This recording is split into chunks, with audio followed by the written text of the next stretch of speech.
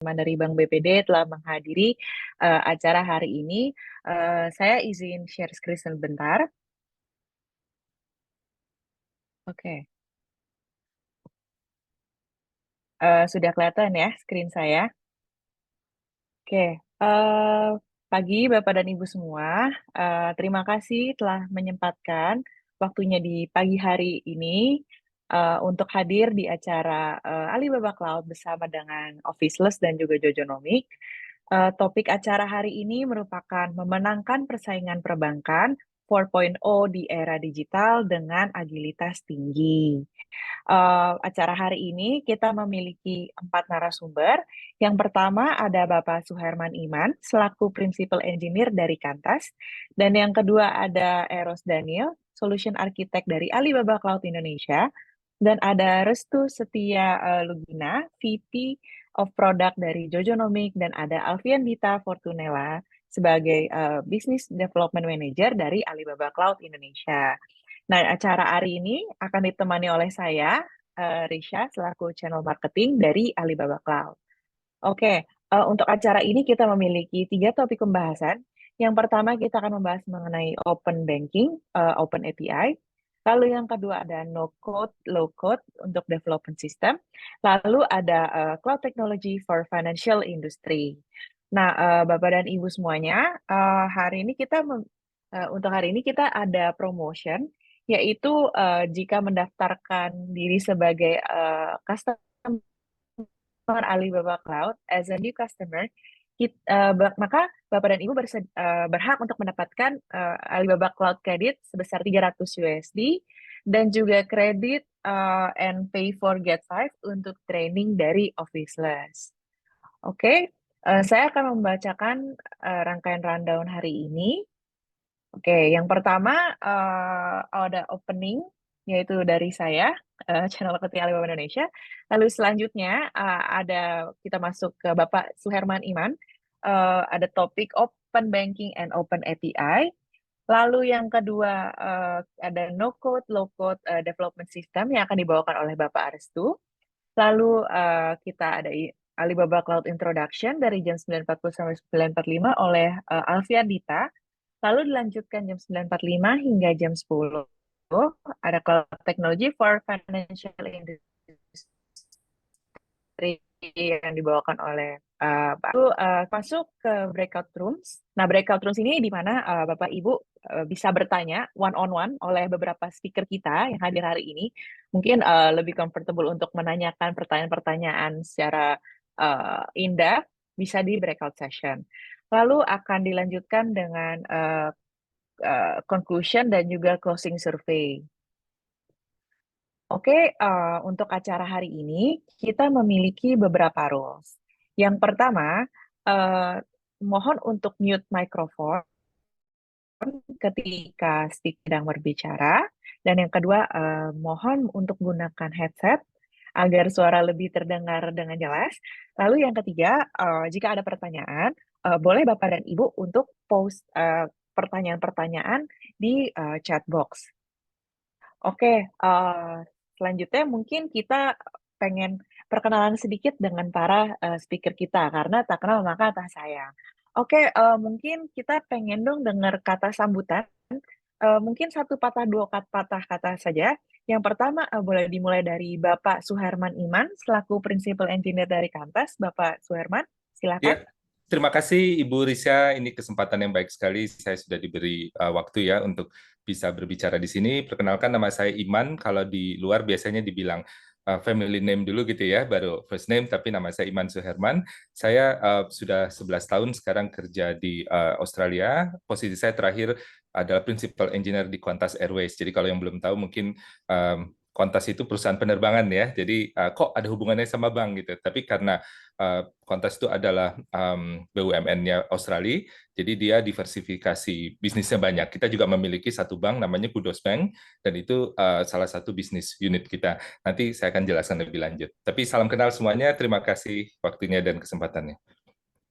Oke, baik. Terima kasih Bapak Iman. Selanjutnya boleh kita minta kata sambutan dari Bapak Restu Setia Lugina selaku VP of Product dari Jojonomic. Silakan Pak Restu. Halo, selamat pagi semuanya. Perkenalkan saya Restu, boleh dipanggil Restu aja. Saya di Jajanomics sudah hampir 6 tahun, dan kebetulan saya saat ini menjabat sebagai VP of Product di Jajanomics. Mungkin nanti saya akan sedikit lebih banyak akan men-share apa itu no-code ya, nanti saat nanti di sesi. Gitu. Gitu aja. Terima kasih Mbak Risa.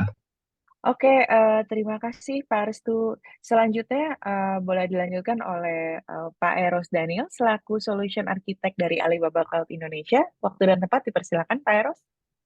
Ya, makasih Mbak Risa. Halo Bapak dan Ibu, teman-teman semua. Terima kasih waktunya pada pagi hari ini. Nama saya Eros. Saya merupakan Solution Architect dari Alibaba Cloud. Di Alibaba Cloud ini sudah hampir 3 tahun ya. Dan saat ini saya yang mengcover bisnis financial and sector industry di Indonesia. Jadi nanti kita akan sama-sama sharing tentang apa dan bagaimana positioning layanan Alibaba Cloud terkait industri finansial di Indonesia. Dan terima kasih Bapak Ibu sekalian, semoga nanti kita bisa sharing lebih banyak ilmu dan lebih banyak pengetahuan lagi. Oke, thank you Pak Eros atas kata-kata mutiaranya. Oke, selanjutnya mungkin boleh dilanjutkan oleh Bu Alfiandita Fortunella selaku Business Development Manager dari Alibaba Cloud Indonesia. Boleh Bu Alfiandita, waktu dan tempat dipersilakan untuk kenalan dulu. Halo, thank you Mbak Risha. Terima kasih buat rekan-rekan semua dari Bank BPD boleh hadir dalam acara hari ini. Perkenalkan saya Alfiandita Putri Fortunella, biasa dipanggil Kian. Saya selaku Business Development Manager dari Alibaba Cloud Indonesia. Utamanya saya support untuk financial service industry termasuk BPD. Terima kasih sudah hadir. Semoga acara ini bisa berkenan dan dapat memberikan insight baru buat rekan-rekan. Dan ya, terima kasih. Oke, terima kasih Bu Alfiandita atas sambutannya. Oke, mungkin tanpa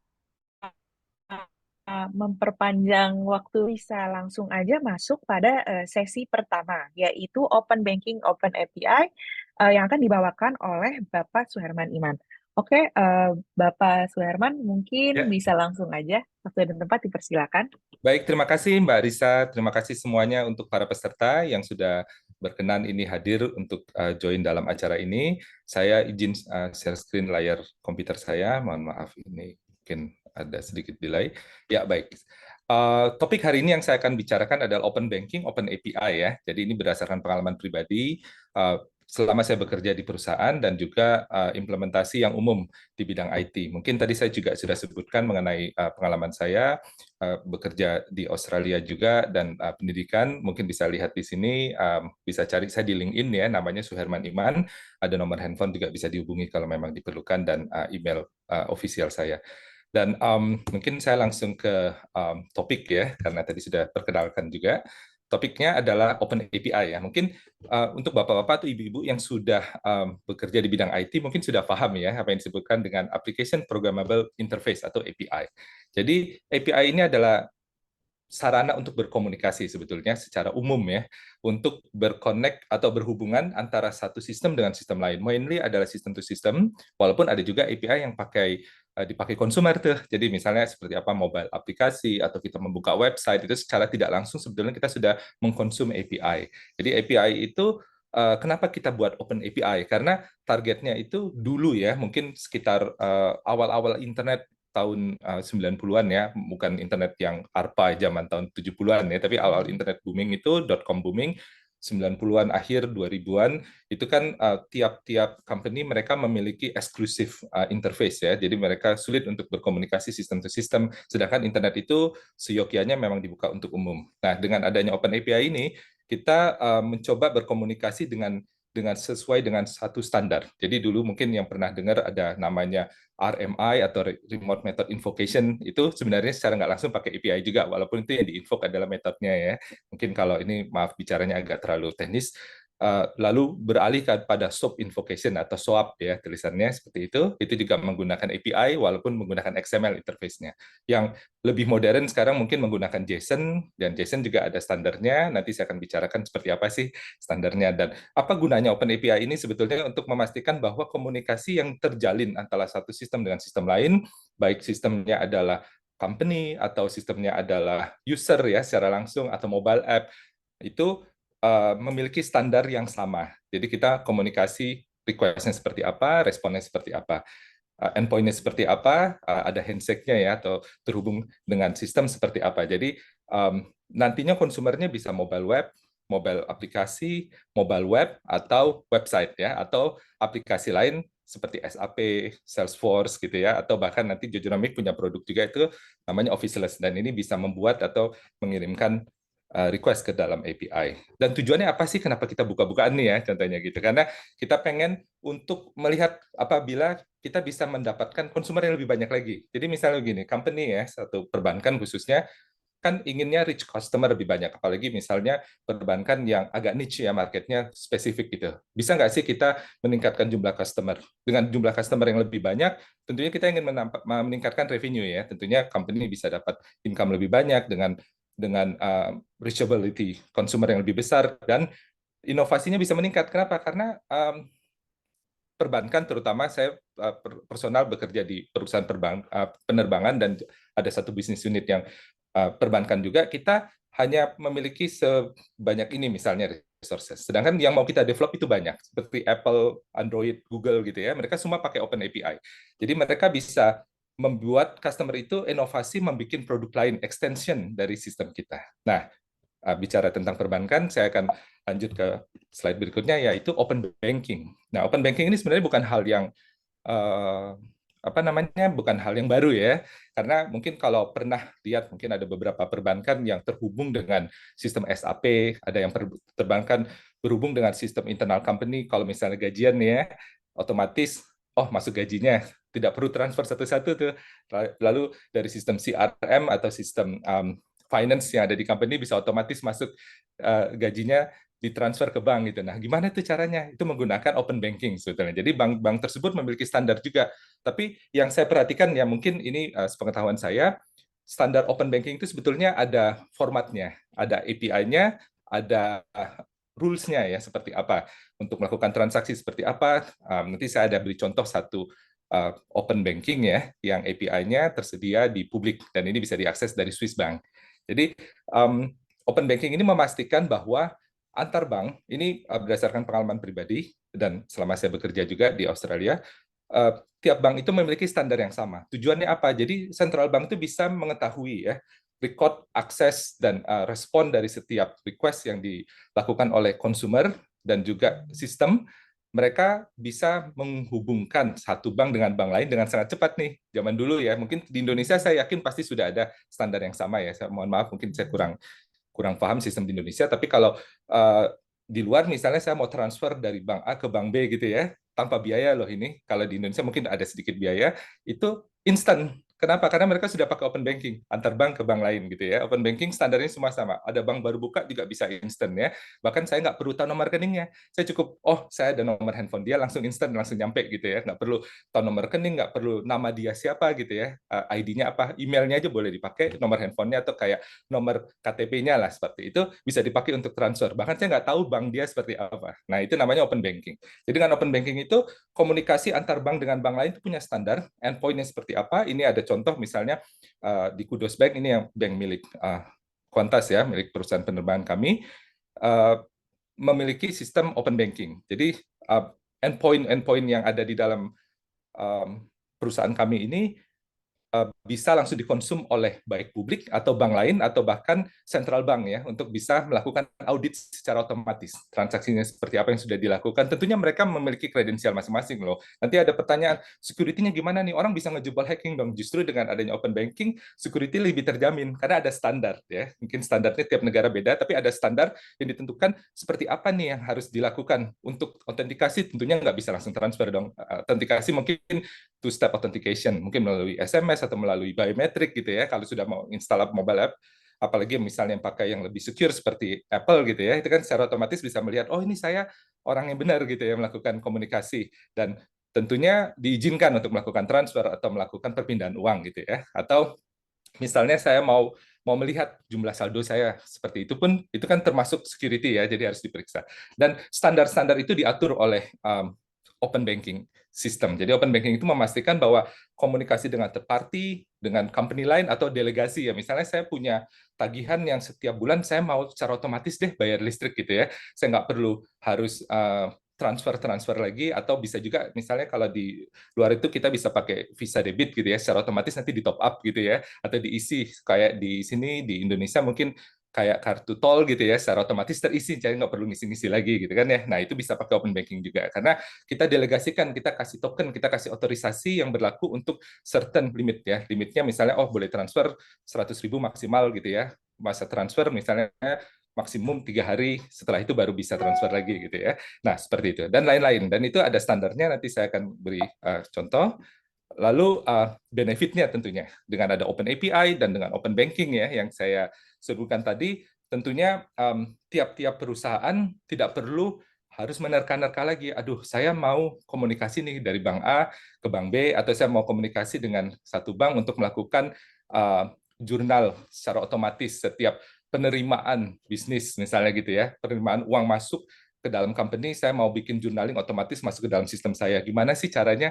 Nah, karena sudah ada open ya, standar, saya bisa bikin mocking ya, saya bisa bikin prototype, saya bisa bikin implementasi secara langsung. Jadi saya nggak perlu harus bolak-balik pingpongan gitu ya dengan pihak bank, nanya standarnya seperti apa, endpoint-nya seperti apa, request-nya seperti apa kalau sebagai IT ya, atau gimana mekanismenya untuk handshake supaya saya bisa connect, harus pakai VPN dan lain-lain, itu udah nggak perlu lagi karena Open API itu semua ada di internet ya, tentunya dengan security pastinya. Testingnya juga saya bisa lakukan langsung, tentu mereka akan sediakan beberapa environment seperti sandbox juga kalau mau tes, ada juga environment non-production atau staging dan bahkan production-nya. Virtualisasi saya bisa melakukan simulasi gitu ya, karena nanti pasti dikasih saldo nih, jadi oh stressnya saya dikasih saldo 1 miliar, saya bagi-bagi ya, seperti itu contohnya, itu bisa dilakukan. Dokumentasinya lengkap, karena nanti ada Swagger, Swagger ini standar Open API dokumentasi, dan itu bisa langsung dilakukan testing gitu ya, di dalam aplikasi atau dalam webnya sendiri, bisa lakukan testing, saya bisa melihat seperti apa sih bentuk endpoint-nya, seperti apa payload-nya, seperti apa responnya. Dan untuk deployment-nya tentunya saya bisa melakukan deployment secara CI/CD ya, secara terus-menerus, ada runtime-nya, ada security-nya, policy-nya, caching, dan lain-lain itu sudah di setup, distandarkan. Jadi misalnya gini, saya nggak mau, saya udah transfer misalnya 10 juta rupiah, tapi kok saldo saya nggak berkurang, bahaya dong. Nanti kalau misalnya di cache ya, contohnya untuk transfer tidak ada cache gitu kan ya, cache itu untuk penyimpanan data sementara supaya request-nya lebih cepat. Nah, itu bisa dilakukan security monitoring untuk memastikan transfer berlaku secara atomicity atau transactional. Jadi begitu saya transfer, harus langsung masuk, harus langsung terpotong. Jadi untuk transaksi berikutnya bisa langsung terdebit dan bisa langsung menggunakan saldo yang sebenarnya, contohnya seperti itu. Dan client library-nya juga banyak. Jadi misalnya saya mau bikin aplikasi buat Android, saya mau bikin aplikasi untuk iPhone gitu, untuk iPad dan lain-lain, itu sudah ada standar SDK-nya. Saya tinggal include, saya tinggal jalankan, komunikasi langsung API diatur oleh wrapper atau standar aplikasi tersebut. Dan desainnya juga saya bisa karena dia standar open ya, misalnya satu BPD Jabar, BPD Sumut, BPD Kalimantan misalnya gitu ya, tiap-tiap bank ini menggunakan open banking, open API, saya nggak perlu harus bikin endpoint atau service masing-masing bank berbeda-beda nih, karena semuanya sama, yang paling berbeda mungkin hostnya aja. Tentunya kredensialnya pasti berbeda atau aksesnya berbeda, tapi hostnya juga berbeda, tapi endpoint-nya, URL-nya, strukturnya bisa sama gitu ya. Mungkin seperti itu untuk benefitnya. Dan ada prinsip ya, ini mungkin yang terakhir, saya nggak akan banyak bicara, tapi nanti kita bisa lihat di dalam contohnya. Jadi kenapa sih kita menggunakan Open API? Ada 4 prinsip utama sebetulnya untuk memastikan tidak ada legacy complexity ya, karena zaman dulu itu peninggalan warisan ya, zaman dulu sistem-sistem itu masih pakai AS400, masih pakai green screen gitu ya, itu masih sistem-sistem lama yang komunikasi harus menggunakan proxy lewat sana lewat sini, dan itu ribet kalau kita mau bikin standar sendiri, akhirnya complicated, dan itu terlalu sulit untuk dilakukan integrasi karena satu speednya lambat, kedua peninggalan lama, mekanismenya berbeda dengan sistem yang modern. Jadi kita menggunakan Open API supaya semua mengikuti standar. Tentunya nanti pihak perbankan harus membuat middleware pastinya ya. Simplicity, dan sudah pasti karena standarnya sama, API yang digunakannya sama, lebih simpel untuk melakukan integrasi karena semuanya memiliki protokol yang sama. Amplify ya untuk membuka ya possibility bisa nggak sih kita scale nanti ke depannya. Ini ada hubungan dengan Alibaba juga nih. Kalau kita sudah pakai standar API yang sama, kita sudah menggunakan dokumentasi yang sama, bisa nggak saya bikin supaya API ini support yang tadinya 5 transaksi per detik karena kita mau reach lebih banyak customer lagi, saya mau 500 transaksi per detik, mungkin nggak saya melakukan transfer 1 detik 500 kali transfer gitu. Nah, itu Amplify. Jadi dari sisi cloud nanti bisa di scale nih, bisa lebih banyak servernya secara otomatis, terutama di sisi middleware-nya. Dan Unify pastinya. Jadi semua komunikasi melalui standar yang sama, melalui endpoint yang berbeda tentunya, tapi memiliki struktur yang sama. Jadi saya bisa kembangkan ke depannya Open API standar tambahan poin 2.1, nanti ada service baru nih, dan ini semua bank bisa mulai mengikuti implementasi. Seperti yang terakhir itu ada PCI compliance ya, untuk yang penggunaan kartu kredit itu juga menggunakan API. PCI compliance 2.0 itu juga dia memiliki compliance yang berbeda untuk bisa melakukan autentikasi setiap pembayaran menggunakan 3DS atau 3D Secure 2.0 itu menggunakan Open API juga. Kebetulan kami baru saja mengimplementasikan bulan lalu dan ini memang agak standarnya agak dipaksakan ya sama pemerintah karena banyak data leak dan juga banyak kemungkinan fraud gitu ya. Jadi implementasi memang secara unified diatur oleh digovern oleh Open API standar. Nah, saya akan tunjukkan ya seperti apa contohnya. Ini dari Swiss Bank. Mungkin saya buka sedikit di sini. Jadi ini boleh di share juga nanti. Ini menggunakan Open API ya, Open API standar menggunakan Open Banking standar. Jadi misalnya saya mau melakukan inisiasi payment pembayaran. Di sini ada standarnya versi 1, payment service, payment produknya seperti apa. Lalu di sini menggunakan apa nih? Nah, ini apakah cross border gitu ya, menggunakan transaksinya dalam negeri, luar negeri, menggunakan payment sekali atau payment berkali-kali. Saya bisa tes juga nih misalnya gitu. Saya mau melakukan payment nih. Tesnya seperti apa? Apa yang akan saya lakukan? Oh, paymentnya. Lalu saya menggunakan mekanisme apa? Kredit transfer, dan ini tentunya standar perbankan ya. Ada macam-macam mekanisme prosesnya yang bisa dilakukan. Request-nya seperti apa? Header-nya seperti apa? Dan juga lain-lain. Di sini ada tentunya agak sedikit complicated kelihatannya, tapi ini adalah standar security perbankan. Jadi saya bisa tes misalnya, let's say saya hit semua deh, saya nggak tahu, ini saya nggak gitu ngerti ya. Ini standar perbankan, kalau saya execute, itu akan terlihat di sini, dia melakukan hit ke endpoint ini, yang di atas ya, open banking project.ch gitu ya. Nah ini melakukan hit ke endpoint tersebut, dan dia akan ada responnya di sini. Cuma mungkin karena saya nggak punya kredensial ya, hitnya jadi loading dulu gini nih ya, atau endpointnya juga mungkin nggak dibuka khusus untuk aplikasi saya. Tapi responnya akan seperti ini. Jadi karena dokumentasinya sudah self-documented ya, sudah self-explanatory, saya nggak perlu repot-repot lagi, saya cukup baca ya di sini. Kalau ada yang nggak jelas, saya baca aja, saya langsung tes, saya rubah ininya langsung jadi saya URL nih gitu, bisa kelihatan langsung dipakai untuk Postman. Mungkin demikian yang saya sampaikan hari ini. Selanjutnya saya kembalikan ke Ibu Risa ya, silakan. Oke, terima kasih Pak Iman atas waktunya. Oke, mungkin selanjutnya bisa kita lanjutkan ke sesi no code, low code development. Oh ya, untuk Bapak dan Ibu semua, jika memiliki pertanyaan, nanti bisa langsung aja ditanyakan di Q&A atau question box atau di chat box juga boleh. Oke, Pak Restu, silahkan Pak. Oke, terima kasih Mbak Risa. Oke, saya izin untuk share screen.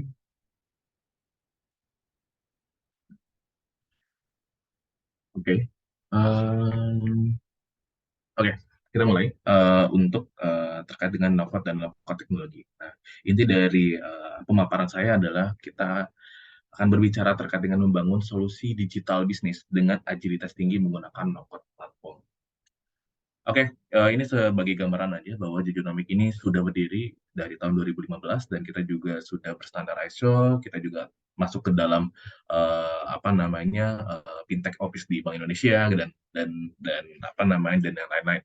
Dan ini beberapa customer kita dari tahun 2015 sampai sekarang dari government, BUMN dan yang lainnya. Oke, ini sebagai gambaran. Lanjut, oke. Kita akan mulai dari knockout lockout trend. Jadi kalau 2020 atau 2019 ke belakang orang berbicara terkait knockout dan lockout itu mungkin terlalu masa depan. Tapi saat ini kita bilang masa depan ini adalah sekarang. Dan knockout dan lockout trend ini menjadi teknologi yang sangat akan menjadi solusi bagi seluruh perusahaan sebetulnya. Dan untuk mengembangkan sebuah aplikasi itu sudah nggak perlu lagi beberapa effort yang dulu menjadi effort terbesar, ini akan bisa tereliminate. Oke, kita mulai aja. Sedikit gambaran terkait dengan evolusi teknologi development. Mungkin kalau dulu saat mau bikin aplikasi perlu orang dengan skill, dengan kemampuan, dengan basic ilmu yang sangat kompleks gitu kan, sampai ada beberapa kemudahan mulai dari bahasa pemrograman yang semakin mudah, dan sekarang itu sudah zaman dimana saat kita membuat aplikasi itu bisa tanpa harus coding sama sekali dan tanpa harus punya kemampuan bahasa pemrograman gitu Pak. Nah, mengutip nih pada Gartner bahwa di tahun 2025 70% aplikasi yang beredar itu akan dibuat menggunakan teknologi no-code dan low-code, yang mana perkembangan ini sangatlah pesat. Dimulai dari tahun 2019 yang mana hanya 2% dari keseluruhan aplikasi yang beredar di seluruh dunia. Di tahun 2022 ini sudah mencapai 40%, dan diprediksi di tahun 2025 70% aplikasi yang beredar itu akan berbasiskan kepada teknologi no-code dan low-code. Dan mengacu juga nih ke kutipan dari CEO dari GitHub, itu yang mengatakan the future of coding is no code at all, gitu kan. Nah, kenapa sih bisa dikatakan kok the future of coding is no code at all? Mungkin kita akan sedikit gambaran sedikit ya, bahwa kalau zaman dulu saat mau bikin aplikasi kita harus belajar bahasa mesin, gitu kan, bahasa assembly gitu kan. Tetapi era semakin kesini gitu kan, zaman berjalan, maka cara bikin aplikasi itu semakin mudah gitu kan, dan teknologi itu semakin berkembang, dan saat ini kita sudah dimulai di mana era no-code dan low-code itu sudah mulai diimplementasikan dan dikonsum oleh beberapa teknologi IT, teknologi company untuk mengembangkan sebuah aplikasi. Dan no-code ini sudah sudah di mana mumpuni untuk membuat aplikasi yang berbasis enterprise. Oke, kita mulai kepada introduction apa sih Officeless Platform ini, gitu kan, dan judulnya adalah membuat aplikasi enterprise tanpa coding, gitu kan. Kok bisa sih, gitu kan? Nah, kenapa? Karena goals dari Officeless teknologi ini adalah fokus pada bisnis dan agilitas yang tinggi serta memudahkan saat orang membutuhkan perubahan, gitu kan. Kenapa kok ada hashtag fokus pada bisnis? Mungkin kita berbicara dulu ya sebelum kita lanjut, bahwa biasanya nih effort terbesar itu bukan pada bisnis solution-nya gitu kan, bukan dari idenya gitu kan. Nah, tetapi ternyata proses yang paling panjang itu biasanya adalah tahap development, yang mana tahap development ini bukan hanya waktu yang dibutuhkan, tetapi juga resource yang sangat besar gitu kan. Dan kita juga pernah saat dulu di Genomics saat mengembangkan practical product, kita sebut saja ada Genomics Expense, yang mana idenya itu kita kumpulkan prototipe dalam waktu 3 bulan, tapi proses development-nya itu bisa lebih dari 1 tahun. Nah, kok bisa seperti itu? Ya jelas bahwa ternyata yang menjadi pain point dari setiap aplikasi saat ini gitu kan adalah biasanya itu dalam proses development, karena waktu yang dibutuhkan cukup panjang, resource yang dibutuhkan, bahkan juga saat deliver, ketika ada satu hal yang ternyata ada yang kurang, agilitasnya juga sangat kurang. Kita harus mengulang lagi dari awal gitu kan. Bahkan yang menjadi parahnya adalah saat kita sudah go live di production, ada sesuatu yang salah gitu kan, itu mungkin akan ada proses lagi untuk live. Contoh misalkan dari sisi mobile itu harus publish gitu kan. Sebelum publish itu juga prosesnya juga sangat panjang. Saat publish beberapa hal itu bisa jadi kendalanya bukan dari sisi orang publishernya, tapi ternyata bisa jadi lama dari QA dari store-nya, misalkan di App Store ya. App Store biasanya Apple itu menjalankan proses QC yang sangat panjang gitu. Jadi proses perbaikan bisa diterima oleh user itu juga akan sangat panjang. Tapi dengan no-code dan low-code ini menjadi berbeda gitu kan. Nah, kilas ya, apa sih Officeless gitu kan? Secara singkat, Officeless adalah no-code application development platform. Nah, tetapi gitu kan, secara garis besarnya, no-code ini, maaf, Officeless ini adalah sebuah platform no-code dan low-code untuk membangun dan mengembangkan aplikasi sistem informasi yang dapat disesuaikan dengan kebutuhan flow bisnis perusahaan secara cepat dan efisien. Kenapa? Karena kita memahami setiap bisnis ini adalah unik dan kebutuhan dari bisnis ini juga selalu unik, gitu kan. Mungkin kita berbicara, aplikasi terkait dengan HCMS. Mungkin HCMS perusahaan A dengan perusahaan B itu akan jadi sangat berbeda. Jadi tidak bisa kita pukul rata semuanya sama. Gitu. Oke, lalu kenapa sih Officeless? Mungkin saya sedikit gambaran aja bahwa untuk deliver juga bisa cepat, lalu perubahan juga bisa sangat agile, dan yang terpenting adalah kita bisa memaksimalkan resource yang kita punya, gitu kan. Nah, lalu ini gambaran bahwa Genomics sudah membangun aplikasi banyak sekali. Itu sebetulnya di bawahnya ini adalah itu dibangun menggunakan Officeless. Jadi use case ya teman-teman di Genomics nih untuk kok ada aplikasi Tabs, ada attendance, ada segala macam itu sebetulnya dibangun di atas Officeless. Dan itu kenapa aplikasi di Genomics itu banyak banget. Oke, gambar sedikit, ini ya studionya. Ini adalah tempat untuk meracik sebuah aplikasi, jadi nggak perlu coding ya, cukup drag and drop, klik-klik, lalu kalau mau bikin logic itu tinggal sesuaikan seperti kita menggambar flowchart. Jadi kalau dulu cuma gambar flowchart doang, itu ya sekarang otomatis menjadi sebuah bisnis proses. Oke, kita lanjut saja. Ini gambaran hasil aplikasi yang baik dari sisi web gitu kan, desktop, lalu sisi mobile. Dan kelebihan dari no-code dari Officeless ini adalah satu development itu akan menghasilkan web native dan mobile native. Mobile itu Android dan iOS. Oke, sedikit gambaran bahwa kita sudah membantu beberapa perusahaan. Ini salah satu use case awal-awal kita, yaitu ada BRI Lab untuk recruitment system menggunakan digital signature, lalu juga ada Sinarmas Group ini menggunakan AI, recruitment system menggunakan AI, lalu ada Pertamina untuk dashboard analytic Jojo Expense Pertamina seluruh Indonesia, lalu juga ada Pegadaian, ini adalah Mitra Gadai dan Sahabat Emas. Oke, ini yang mana untuk infrastruktur kita disupport oleh Terraform, Ansible dan juga Alibaba Cloud ya. Gitu. Oke, kita lanjut aja ke study. Apa saja sih aplikasi yang sudah bisa dibuat menggunakan teknologi no-code yang Officeless gitu kan ya. Oke, mungkin high level dulu bahwa betul sudah banyak sekali aplikasi yang sudah dibuat baik oleh BUMN, BUMD dan juga company lainnya yang ada di Indonesia.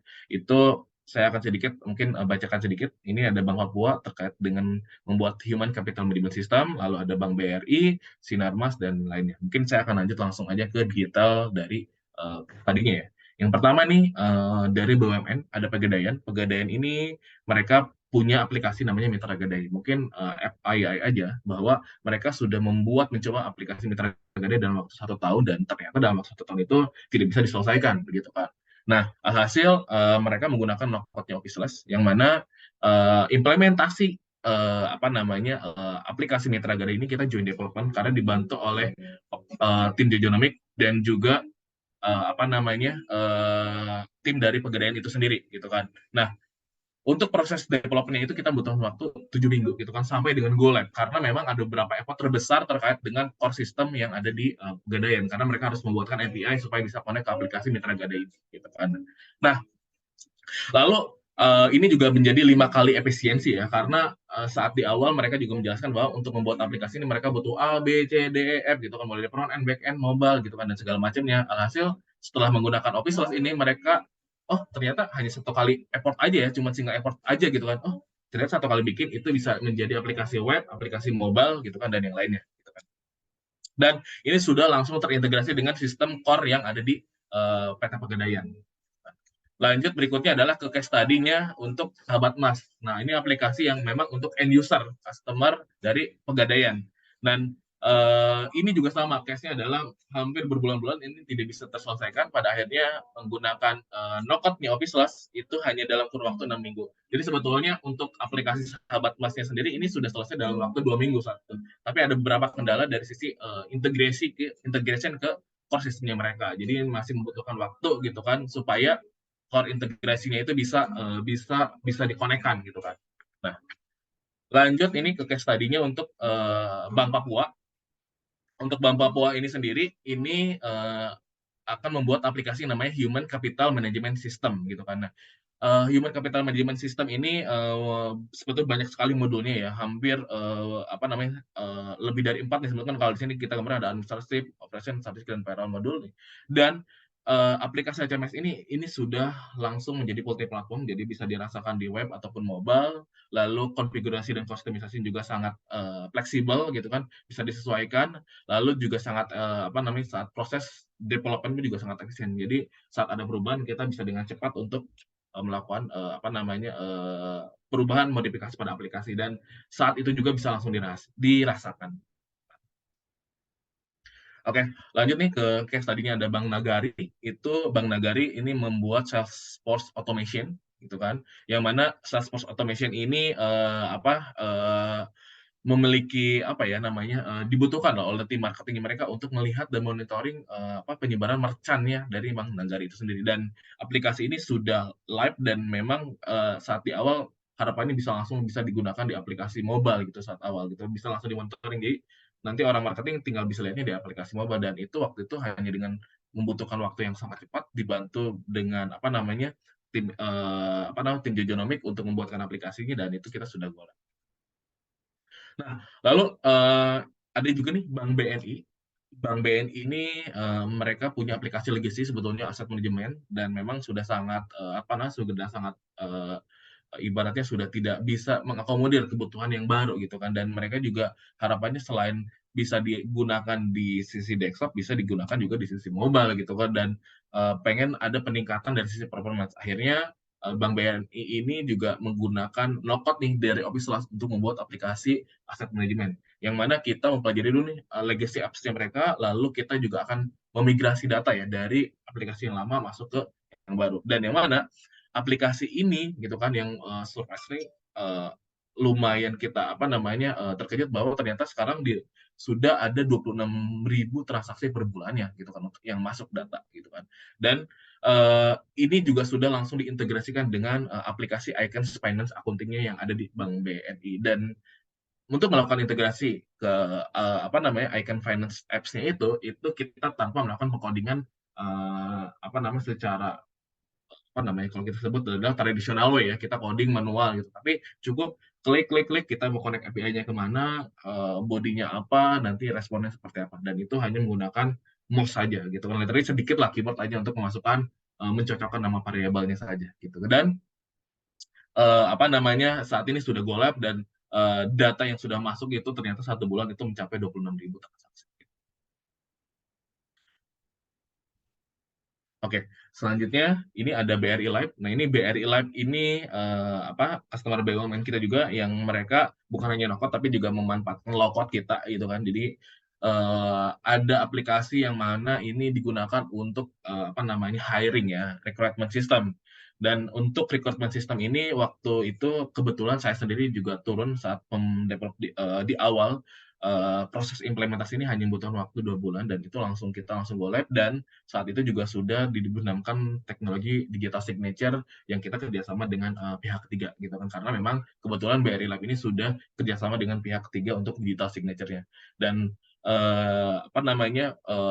waktu yang dibutuhkan itu hanya 2 bulan, dan ternyata kita juga terkejut, ternyata transaksi proses aplikan yang masuk itu ternyata lebih dari 100.000 itu dalam kurun waktu 1 bulan gitu kan. Dan proses ini terus berkembang karena dari BRI Lab juga sudah mengatakan bahwa aplikasi ini akan terus berkembang gitu kan. Jadi di awal sudah di statement kita akan buat aplikasi recruitment system yang mana ini akan terus agile dan terus berkembang. Jadi kebutuhannya akan terus disesuaikan dengan kebutuhan dari BRI Lab. Dan saat ini memang selalu hampir tiap beberapa periode gitu kan, itu melakukan perubahan dan penambahan fitur, dan itu memang itu sangat mudah dilakukan karena menggunakan no-code di Office Plus. Oke, lalu mungkin pertanyaan gimana sih cara bisa bikin aplikasi dengan gampang, mudah dan cepat gitu kan. Nah, kita di Jejonomi sendiri kita punya nama programnya adalah Office Plus No Code Bootstrap Training, yang mana ini mungkin nanti akan in detail akan dijelaskan oleh tim kita gitu kan.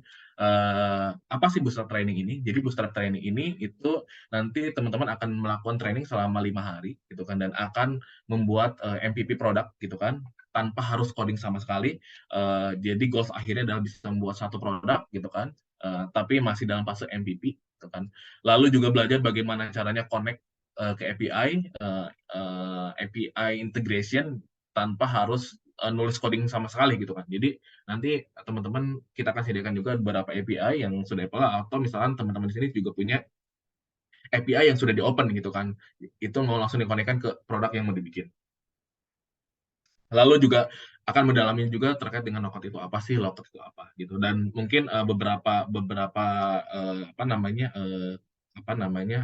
sedikit saya share aja ya. Jadi kalau no-code itu adalah sebuah teknologi ya, yang mana memudahkan orang untuk membuat aplikasi tanpa harus melakukan pengkodingan, yang mana hasil jadinya itu bisa langsung dirasakan.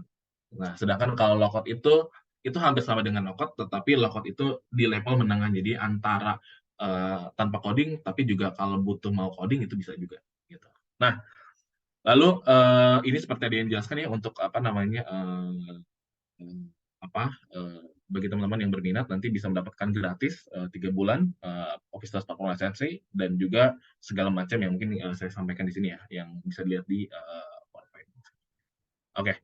Lalu mungkin sedikit aja gambaran bahwa kok bisa sih bikin aplikasi dengan cepat. Jadi sebetulnya Office itu terbangun dari beberapa komponen modul. Jadi kita punya data manager sebagai database native kita. Sebetulnya kita ada 3 ya, ada data manager ini untuk database transaksional gitu kan. Terus untuk data besarnya kita juga punya big data engine, serta juga kita punya hyper data engine untuk proses data yang memang dibutuhkan untuk cepat. Nah, lalu berikutnya untuk UI builder kita punya experience manager. Lalu untuk logic builder gitu biasanya dilakukan pengkodingan oleh back end, itu kita sebutnya adalah visual programming. Lalu berikutnya ada multi platform, jadi kita bisa mendeploy aplikasi itu jadi web, jadi mobile, Android dan iOS itu secara native, dan bisa kita sebut namanya instant deployment. Jadi saat ada perubahan itu bisa langsung dirasakan tanpa harus melakukan proses publishing ulang gitu. Lalu kita juga punya analysis dashboard jika dibutuhkan untuk buat analitik. Ada data connectivity untuk mengkonekkan ke database legacy customer. Jadi kalau customer sudah punya database, saya mau langsung datanya dong connect ke database yang sudah ada, itu bisa menggunakan data connectivity. Lalu kita juga punya modul AI, seandainya memang dibutuhkan. Untuk AI, salah satu yang sudah dipakai di Sinarmas. Lalu kita punya data interoperability untuk menjamin data integritas dari setiap data yang masuk ke aplikasi yang dibuat oleh oleh developer Office Plus ini. Gitu kan. Nah, lalu pertanyaannya tadi, Pak, bisa nggak sih kita bikin API? Karena tadi Pak Iman menjelaskan tentang API, bisa nggak sih kita bikin API tanpa coding? Bisa banget, itu menggunakan visual programming di Office Plus. Oke, mungkin ini salah satu gambaran ketika nanti sudah sertifikat training ya. Lalu mungkin dari saya terima kasih untuk pemaparannya. Semoga bisa bermanfaat bagi teman-teman. Saya kembalikan ke Bu Risa. Oke, terima kasih Pak Restu atas pemaparannya. Oke, agenda kita selanjutnya akan masuk ke topik Alibaba Cloud Introduction oleh Bu Alfiandita. Oke, Bu Alfiandita, waktu dan tempat dipersilahkan.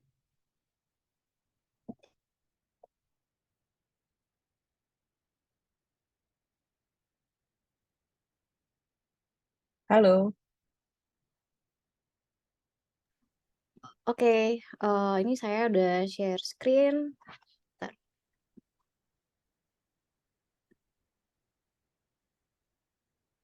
Oke, udah kelihatan ya?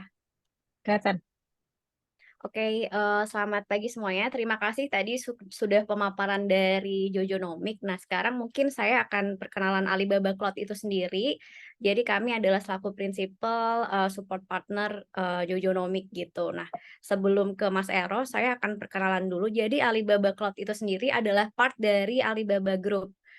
Alibaba Group yang diprakarsai oleh Jack Ma. Jadi dulu berawal dari e-commerce, kemudian berkembang. Kita punya logistik, kemudian ada and financial itu juga untuk financial service industry. Kemudian pada tahun 2009 kita membentuk Alibaba Cloud yang menjadi backbone atau infrastructure yang support dari semua bisnis Alibaba Cloud. Nah, kemudian berkembang kami juga support untuk ke eksternal gitu. Nah, saat ini kita sebagai global cloud provider mempunyai infrastructure di 28 cloud region gitu ya dengan 85 availability zones, dan kita kalau bisa dilihat di sini Alibaba Cloud itu strong di Asia Pasifik gitu. Kita punya cloud region di Indonesia juga gitu ya. Nanti mungkin bisa dijelaskan dengan Mas Eros juga terkait di Indonesia sendiri. Nah, terkait security juga, kita juga sudah mengikuti global compliance gitu ya. Jadi biasanya kalau di financial service industry akan concern terkait security dan compliance. Nah, dari Alibaba Cloud sendiri kita sudah support dari global compliance, regional compliance, dan industry compliance gitu. Jadi ketika customer membutuhkan untuk support audit gitu ya, atau dari permintaan dari OJK atau BI, dari Alibaba Cloud bisa support gitu. Jadi banyak bank dan financial service industry yang menggunakan layanan kami. Nah, secara cloud teknologi pun kami juga sudah diakui secara global menjadi leader gitu ya. Secara Gartner kita di Solution Scorecard merupakan top 3 di infrastructure as a service dan platform as a service, serta leader di cloud database gitu. Nah, terkait solution juga kita support dari general solution, dari cloud migration, security, database, big data, dan juga industrial solution yang nanti mungkin untuk financial service industry akan lebih dijelaskan oleh Mas Eros. Jadi kita support untuk digital banking, mobile development platform, EQIC, blockchain, credit scoring, dan lain sebagainya yang nanti mungkin rekan-rekan juga bisa explore ya. Dan juga ini secara journey di Indonesia, kita sudah punya data center di Indonesia, kita sudah punya 3 data center yang jaraknya sudah 30 plus kilometer dengan comply dengan local authority gitu. Jadi ketika biasanya ini concern juga data center harus di Indonesia gitu ya dari regulator, dan juga yang menjadi poin plus adalah kita Alibaba Cloud punya scrubbing center di Indonesia. Jadi ini untuk security. Nah, nanti mungkin Mas Eros akan lebih deep lagi apa sih gunanya scrubbing center ini. Nah, lalu di Indonesia sendiri, Alibaba Cloud juga sudah diakui secara Forrester sebagai leader di cloud container platform. Jadi banyak use case dan customer kami menggunakan solusi container platform dari Alibaba Cloud. Tuh. Nah, di Indonesia sendiri kami sudah 6 tahun dengan support ribuan customers dari berbagai industri, tidak hanya financial service industry, tapi dari media, logistik, kemudian retail, dan lain sebagainya, dan disupport dari 100 lebih partners yang akan bisa support end user atau customer, dan kita juga support training. Kita biasanya setiap bulan memberikan free training kepada customer-customer. Nah, digital partner ekosistem di Indonesia sendiri, kami sudah punya lokal partner yang strong. Nah, salah satunya adalah Jojonomic di sini. Jojonomic adalah partner kami juga, end user kami juga, yang sudah punya solusi jadi yang bisa dipakai tadi ya, low code no code salah satunya, yang nanti mungkin bisa diekspor lebih lanjut gitu. Sebagai value proposition, di Indonesia, Alibaba Cloud merupakan the second largest IaaS provider, dan juga kita solusinya available di Indonesia region, jadi ready semua solusi kami sudah ready di Indonesia. Jadi ketika nanti ada audit, kita sudah bisa support gitu ya. Dan juga selain itu track record kami karena sudah lama di Indonesia, kami sudah mensupport banyak sekali customer dengan berbagai use case, berbagai skenario, solusi untuk financial service industry, retail, media, logistik, dan manufacturing, serta disupport dengan strong ekosistem dan lokal support. Jadi supportnya tidak hanya dari kami juga, tapi juga dari partner. Gitu. Nah, apa saja yang bisa disediakan dari Alibaba Cloud? Kita bisa memberikan consulting service seperti assessment ketika dari rekan-rekan ingin melakukan cloud adoption. Kita bisa memberikan bantuan dengan desain solusi, solution arsitektur, security-nya juga, assessment, kemudian juga dibantu oleh partner bisa melakukan initial deployment, migration implementation, dan juga selain itu kita juga bisa memberikan training. Jadi kalau rekan-rekan ingin training gitu ya, basic cloud seperti apa, big data, database, kita bisa support. Dan juga kita bisa melakukan joint marketing event gitu ya, seperti joint PR event, branding exposure coverage, dan lain sebagainya.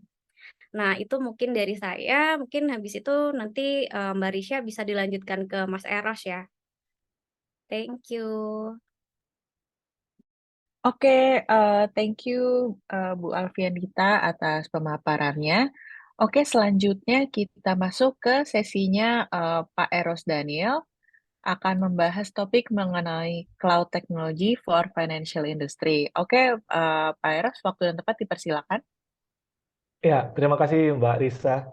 Thank you tadi Mbak Pia sudah dijelaskan tentang Alibaba Cloud. Jadi Bapak dan Ibu dan juga teman-teman yang ada di sini, tadi kan kita sudah dengar tuh gimana kemudahan jika kita menggunakan platform low code no code tadi disampaikan oleh Mas Restu, dan juga tadi oleh Pak Imam sendiri juga sudah menjelaskan bagaimana API itu bisa kita terapkan untuk mendukung konsep Open API, Open Banking gitu. Jadi kita lihat kan arahnya sekarang sudah menuju ke sana ya, komunikasi antar service itu pakai API gitu. Dan juga kalau kita ingin membuat aplikasi in-house-nya, kita bisa memakai platform low code, no code, gak hanya aplikasi in-house, tapi aplikasi hampir semua ya tadi disampaikan oleh Mas Restu. Nah, jadi kalau kita bayangkan ya, kemudahan-kemudahan itu, mungkin kita akan berpikir, oke, untuk aplikasi saya mungkin sudah pakai API, dan untuk beberapa aplikasi internal kita juga kita sudah menggunakan platform low code no code. Terus bagaimana dengan infrastrukturnya? Mungkin bakal bertanya seperti itu. Saya sudah bisa mendapatkan kemudahan di semuanya itu, bagaimana dengan kemudahan di infrastruktur? Nah ini, kita masuk ke Alibaba Cloud sebagai salah satu cloud infrastruktur provider yang ada di Indonesia. Tapi sebelum saya masuk jelaskan detail dengan apa aja itu produk Alibaba Cloud, saya mau sampaikan dulu sedikit tentang Alibaba Cloud di Indonesia. Mungkin ini tadi teman-teman sudah lihat ya, journey kita di Indonesia. Ya, jadi Alibaba Cloud sendiri itu sudah hadir dari tahun 2016. 2018 kita membuat data center pertama, kedua 2019, dan ketiga 2021. Dan kita juga sudah mempunyai scrubbing center. Kalau teman-teman bisa lihat di sini, kita sudah ada scrubbing center. Scrubbing center ini merupakan salah satu dedicated ya, dedicated. Kita bayangkan sebuah dedicated data center yang tugasnya itu membersihkan traffic customer, traffic pengguna cloud kita dari anomali. Contohnya apa? DDoS misalnya. Jadi kita juga sudah punya dedicated ya, Alibaba Cloud satu-satunya cloud provider yang punya scrubbing center, dan itu menunjukkan komitmennya Alibaba Cloud untuk mendukung transformasi digital khususnya di financial service industry di Indonesia. Tadi Mbak Fian sudah menjelaskan bagaimana positioning data center kita sudah punya 3 ya, bagaimana kita fasilitasnya data centernya kita, dan kita juga ranking 2 ya secara IaaS market share di Indonesia gitu. Jadi menjelaskan di sini kalau Alibaba Cloud itu sudah hadir dan sudah mempunyai banyak sekali fitur dan juga sudah comply ya terkait data centernya. Jadi kalau teman-teman nanti misalnya, oh saya sudah punya nih platform low code no code dari Jejonomic gitu ya, terus tinggal infranya, apa ya infra yang paling cocok? Ya mungkin Alibaba Cloud yang menjadi jawabannya, karena kenapa? Kita sudah punya 3 data center dan teman-teman nanti bisa separate setiap node ataupun setiap server yang akan serving low-code no-code platformnya di beberapa data center sehingga dia menjadi high available. Jadi terpenuhi segala kebutuhannya. Jadi teman-teman, Bapak dan Ibu bisa fokus ke bisnisnya saja. Karena kenapa? Soal aplikasi ada low-code no-code, ya infrastruktur biar dihandle oleh Alibaba Cloud dan juga partner-partnernya yang tadi dijelaskan oleh Pak Fian ya. Kalau kita sudah mempunyai banyak partner juga gitu. Lalu terkait dengan pertanyaan berikutnya, emangnya cloud sudah boleh ya? Nah, jadi cloud ini sebenarnya sudah mendukung ya rencananya OJK Blueprint yang mengatakan kalau cloud itu merupakan salah satu poin untuk mengakselerate digital transformation. Ya. Kenapa? Karena kita tahu banyak sekali kelebihan cloud, ya. Tapi yang paling ditonjolkan itu adalah kemampuan dia ataupun kemudahan dia untuk ngebuat infrastruktur tanpa kita harus repot-repot capacity planning di awal ataupun harus ada pengadaan dan sebagainya. Kemampuan fleksibilitasnya, kemampuan scalability-nya, kemampuan dia untuk dideploy di berbagai data center servernya, workload-nya gitu. Karena itu makanya dengan beberapa kelebihan-kelebihan cloud tersebut ya, scalability, flexibility, ya reliability dan juga high availability yang membuat cloud itu merupakan jawaban untuk mengakselerate digital transformation. Jadi teman-teman bisa fokus ke bisnisnya ya, karena cloud juga sudah didukung ya, sudah mendukung kebijakan OJK untuk mengakselerate kebutuhan tersebut. Nah, kita tahu ya ada beberapa POJK dan PBI yang sebagai regulasi struktur lah di sektor finansial Indonesia. Dan Alibaba Cloud sendiri itu sudah mempunyai reporting yang menjawab regulasi-regulasi tersebut. Gitu. Jadi nanti teman-teman, Bapak dan Ibu, kalau memang mau lihat bagaimana kontrol dan positioning Alibaba Cloud terhadap beberapa regulasi ini, nanti kita bisa lihat dokumennya. Dokumennya tersedia secara publik dan nanti bisa kita berikan ke teman-teman, Bapak dan Ibu yang membutuhkan. Selain ini, kita juga mempunyai banyak sekali dokumen-dokumen compliance ya, yang memang mendukung dan juga yang bisa menjawab kebutuhan ataupun menjawab beberapa syarat yang diberikan oleh regulator. Contohnya kita mempunyai CSA Star, kita juga mempunyai SOC Type 3 Report, yang dimana nanti kita lihat bagaimana keamanan, bagaimana benchmarking, dan scope-nya audit apa aja yang dijalankan di produk cloud-nya. Jadi kalau teman-teman, Bapak dan Ibu sudah menggunakan cloud, dan mungkin ke depannya nanti bakal ada permintaan dari regulator terkait dokumen-dokumen tertentu, sudah ada. Alibaba Cloud ini sudah siap memberikan dokumen-dokumen tersebut, membantu Bapak dan Ibu untuk memenuhi prasyarat ataupun regulasi-regulasi yang diberikan oleh para auditor. Jadi kita juga sudah siap ya. Apalagi namanya financial sector, kita sudah cukup siap di Indonesia. Karena yang tadi disampaikan oleh Mbak Fian, ya kita sudah lama hadir di Indonesia, kita sudah punya banyak study case, kita punya white paper, dan juga kita punya dokumen-dokumen yang mensupport kebutuhan teman-teman untuk menjawab dari regulator. Seperti itu. Oke, itu terkait dengan kebutuhan dokumen ataupun compliance. Lalu berikutnya, kenapa Alibaba Cloud? Ya, kenapa saya harus menempatkan workload saya di Alibaba Cloud? Karena kenapa? Kita sudah mempunyai banyak solusi terkait berbagai macam industri. Contohnya adalah financial sector industri. Yang kita bisa identifikasi, yang saya bisa identifikasi berbagai macam kebutuhannya, tapi kita bisa fokuskan di 5 ini. Kita ada regulatory compliance yang tadi saya sampaikan, ya kita sudah comply dengan regulator. Kita juga sudah mempunyai solusi untuk security and privacy. Kita juga punya jawaban untuk network availability dan latency, untuk scalability dan reliability, dan juga untuk disaster recovery dan backup. Semua solusi ini, semua produk-produk yang dipunyai oleh Alibaba Cloud ini, sebenarnya sudah ada yang pakai. Siapa yang pertama kali pakai? Ya kita sendiri. Customer-nya Alibaba Cloud sendiri itu adalah grupnya sendiri. Yang tadi disampaikan oleh Mbak Fian, bagaimana milestone perjalanan Alibaba Cloud. Dari mulai dulu dia e-commerce, lalu kita sudah punya banyak platform seperti platform untuk pembayaran, ataupun financial platform kayak N-Financial, kita mempunyai e-commerce lain kayak Lazada, AliExpress, kita juga sudah mempunyai produk platform untuk marketing, kita juga mempunyai platform untuk entertainment. Semuanya itu jalan on top of Alibaba Cloud. Ya, kita penyedia infrastrukturnya. Jadi kita belajar dari pemakaian kita sendiri. Nah, dari pemakaian kita sendiri kita aplikasikan keluar. Kita berikan solusi tersebut keluar untuk menjawab kebutuhan customer kita yang dari global gitu, ataupun dari Indonesia contohnya gitu ya. Dan kita fokuskan untuk menjawab kebutuhan industri yang ada di sini. gitu. Jadi kita sendiri yang buat, made by the industry for the industry, ya, dari industri untuk industri juga, gitu. Untuk kebutuhan untuk financial industry, teman-teman bisa lihat sini, kita juga sudah punya banyak solusi. Jadi solusinya Alibaba Cloud itu tidak hanya melulu terkait seperti infrastruktur as a service ataupun platform as a service. Kita juga punya solution yang mendukung teman-teman untuk mengaccelerate digital transformation. Selain tadi platform low code no code, misalnya ke depannya, oh saya sudah punya platform low code no code, tapi saya pengen juga mempercepat proses onboarding customer saya gitu. Saya butuh solusi-solusi untuk mempercepat proses onboarding customer saya. Gimana caranya? Kita punya beberapa solusi lain. Contohnya adalah e-KYC solution. Alibaba Cloud punya KYC solution yang bisa dipakai untuk mengaccelerate onboarding-nya. Jadi itu produk kita ini juga merupakan produk yang sudah teruji secara global dan merupakan salah satu produk KYC pertama di Asia yang mengantongi certification ISO level 2 ya untuk menghadapi attack ataupun serangan yang terjadi pada saat orang mencoba untuk mengakalin ataupun mencoba untuk menipu pada saat mereka lagi liveness detection. Kita sudah punya solusi tersebut dan sudah punya banyak juga pengguna yang bisa kita berikan ya, termasuk juga banking seperti itu.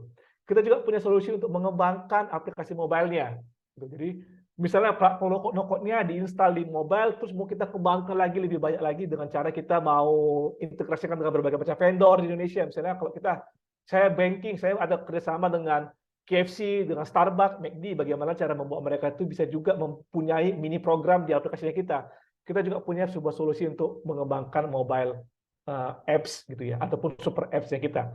Kita punya solusi untuk sales and service, misalnya kalau saya mau nanti customer kita kalau mau melapor, mau hilang PIN atau mau ganti password atau mau apply kartu kredit atau mau bertanya tentang customer service, semuanya lewat video, lewat mobile application-nya ataupun lewat web application-nya. Kita juga sudah punya solusi-solusinya gitu. Berbagai macam solusi juga kita bisa manfaatkan, misalnya kalau kita mau meng-reach out customer kita dengan menggunakan SMS, WhatsApp, email gitu untuk platform marketing. Kita juga sudah ada ya. Jadi kita sudah punya one end-to-end solution untuk onboarding. Jadi tidak melulu soal infrastruktur tapi juga kita solusi. Selain itu, misalnya kalau teman-teman ke depannya, platform low-code dan no-code saya itu saya mau integrasikan dengan API lain misalnya gitu ya. Saya mau bangun API yang tadi disampaikan oleh Pak Iman Suherman. Saya membuat sebuah open API saya untuk third-party saya, di mana itu nanti bakal terintegrasi dengan platform low-code no-code kita gitu.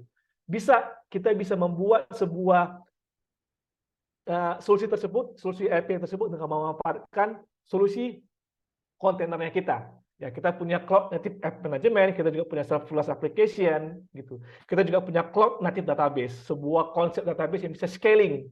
Jadi nggak hanya aplikasi yang scaling, database-nya juga scaling, gitu. Selain itu, bagaimana menjawab dengan kebutuhan security? Tentu saja platform low-code dan non-low-code nanti kita bisa enhance lagi security-nya dengan menggunakan berbagai macam produk security dari Alibaba Cloud. Misalnya, kita sudah mempunyai platform no-code untuk kebutuhan HR, gitu ya, atau untuk kebutuhan marketing, ataupun untuk kebutuhan payroll, misalnya. Dan ini beberapa platform ini mau saya expose ke publik, bisa dipakai oleh third party kita, atau customer kita, atau siapapun itu. Bagaimana cara saya melindungi mereka-mereka yang kita expose ke publik ini ada end-to-end solution gitu. Dari mulai solusi untuk menghadapi DDoS kita sudah ada. Ingat, Alibaba Cloud sudah mempunyai Scrum Center di Indonesia. Kita juga mempunyai solusi untuk menghadapi serangan di layer server, di layer aplikasi, misalnya SQL injection, HTTP flooding atau SSS attack gitu. Kita lindungi dengan web application firewall gitu. Kita juga mempunyai sebuah solusi yang bisa melindungi servernya ataupun VM itu dari virus, dari ransomware, dari malware, dari trojan, dari vulnerability, kita bisa auto patching dan lain sebagainya. Jadi bayangkan kita sudah punya platform low-code no-code dan itu sudah dijamin dengan end-to-end security dari Alibaba Cloud. Itu perfect banget sih teman-teman, Bapak dan Ibu. Jadi benar-benar tinggal kita fokus ke arah bisnisnya aja. Jadi kita serahkan kebutuhan untuk development IT-nya itu ke beberapa platform tadi ya, yang tadi saya sampaikan, low-code no-code, ataupun kita bisa kembangkan dengan menggunakan agility core-nya kita, dengan menggunakan beberapa service cloud native-nya kita bisa accelerate digital onboarding dengan solusi-solusi yang ada end-to-end seperti ini, Dan semuanya itu, baik itu yang ini, ataupun yang security-nya, ataupun yang digital onboarding itu running on top of robust and elastic infrastructure. Artinya apa? Teman-teman, Bapak dan Ibu tidak perlu khawatir harus start dari gede misalnya, nggak harus. Kita tetap bisa mulai dari kecil. Kita bisa menggunakan spek server yang sesuai dengan kebutuhan kita aja. Gitu. Misalnya loket saya belum perlu banyak-banyak karena mungkin yang onboarding ataupun yang pakai masih sedikit, saya masih mengembangkan divisinya, nggak apa-apa gitu. Kedepannya nanti mau jadi besar gitu, perlu nggak kita planning dari awal, budgeting dari awal untuk kebutuhan finance, untuk hal finansialnya mungkin boleh ya di budgeting, tapi untuk pemakaiannya bisa aja kapan aja, fleksibel. Karena kita sudah punya banyak sekali opsi untuk compute-nya, untuk network-nya, untuk storage-nya, dan semuanya itu bisa start dari small, teman-teman, Bapak dan Ibu sekalian. Gitu. Jadi tidak perlu khawatir lagi dengan capek-capek untuk pengadaan infrastruktur dan lain sebagainya, karena Alibaba Cloud sudah punya solusinya. Selain solusi-solusi tersebut ini, kita juga mempunyai banyak produk-produk lainnya ya, yang bisa dipakai secara native. Jadi misalnya, oh Pak Eros, saya belum perlu ini semuanya, saya belum perlu agility-nya, saya belum perlu solusinya, security-nya, saya belum perlu onboarding-nya, saya cuma mau platform low-code dan no-code tadi itu jalan dengan baik aja. Itu kira-kira produk mana yang dipakai? Ya ini. Kita punya banyak sekali produk, dari mulai untuk VM, ya, kita juga punya untuk database, kita juga punya untuk storage, ya, network, banyak sekali produknya, banyak sekali fitur-fiturnya, dari mulai alerting, monitoring, security, logging, dan lain sebagainya, yang itu semuanya bisa menjalankan platform low-code, no-code Bapak dan Ibu semua. Gitu. Jadi, bayangkan kemudahannya yang bisa didapatkan, dan teman-teman Bapak dan Ibu bisa iterate berkali-kali, bisa coba berkali-kali. Oh, low-code dan no-code yang ini nggak cocok nih di kita gitu. Kira-kira bisa nggak ya kita pakai low-code dan no-code fitur yang ini gitu. Mau nyobanya saya perlu server. Oh, servernya tinggal dibuat aja dari Alibaba Cloud. Oh, platform low-code dan no-code yang ini perlu database jenisnya MongoDB. Oh, tinggal pakai aja MongoDB dari Alibaba Cloud. Dia perlu MySQL, tinggal pakai aja dari MySQL dari Alibaba Cloud. Jadi tinggal fokus ke arah bisnis, infrastrukturnya sudah ada handle, platformnya sudah ada handle juga. Seperti itu. Dan mungkin bakal ada kepikiran ya, dengan segala kemudahan yang disediakan ini, ya, baik itu secara infra ataupun secara platform, bagaimana cara memakainya? Ya, cara memakainya kita mempunyai study case, Bapak dan Ibu. Kita punya study case, itu ibaratnya apa yang customer kita ini sudah pakai, ya, solusi apa yang mereka pakai kemarin, kita bisa tunjukin ke Bapak dan Ibu bisa lihat sebagai reference. Selain study case, kita juga punya blog, kita juga punya white paper, gitu. Kita juga punya video, kita juga punya lab, gitu. Jadi biasanya ya kalau kita sudah melihat, oh ternyata contohnya di Bank Sumut itu pakai seperti ini nih, gini. Kira-kira kalau kita sandingkan dengan low-code no-code-nya kita, lalu kita expand lagi seperti apa, bagaimana cara pemakaiannya, apa yang harus kita lakukan, nanti Bapak dan Ibu bisa lihat di study case-nya kita. Bapak dan Ibu bisa lihat di blognya kita, gitu, dari semua customer kita ini. Kalau misalnya nanti kepikiran, oh ternyata kita sudah baca study case-nya, kita sudah baca white paper-nya dan semuanya, tapi agak kurang greget gitu ya. Saya masih perlu melatih tim saya biar lebih familiar dengan cloud-nya. Jadi nggak hanya platform low-code dan no-code-nya, saya juga mau melatih tim saya biar lebih familiar mengoperasikan cloud-nya, memilih produk-produk yang sesuai, dan lain sebagainya. Tenang aja, kita juga punya training, community, and certification. Artinya apa? Setiap penggunanya cloud-nya, Alibaba Cloud pada khususnya, itu tidak akan jalan sendiri. Jadi kita akan latih, ya, kita akan certified mereka ini. Jadi mempunyai sebuah sertifikasi ya, itu ada associate, professional, expert yang diberikan khusus kepada penggunanya. Dan ini kita sering lakukan secara gratis juga gitu. Kita juga kolaborasi dengan Kominfo untuk melatih talent-talent muda biar lebih tahu atau lebih familiar dengan cloud-nya kita. Kita juga reach university, kita lakukan training ke tiap mahasiswa. Selain para talent-talent muda juga mahasiswa, kita juga mengadakan sertifikasi untuk customer kita, untuk partnernya kita. Kita juga ada community di mana kita ngebahas teknologi-teknologi terbaru dari mulai DevOps, Big Data, Security, Machine Learning dan lain sebagainya, dan juga kita punya lab gitu ya.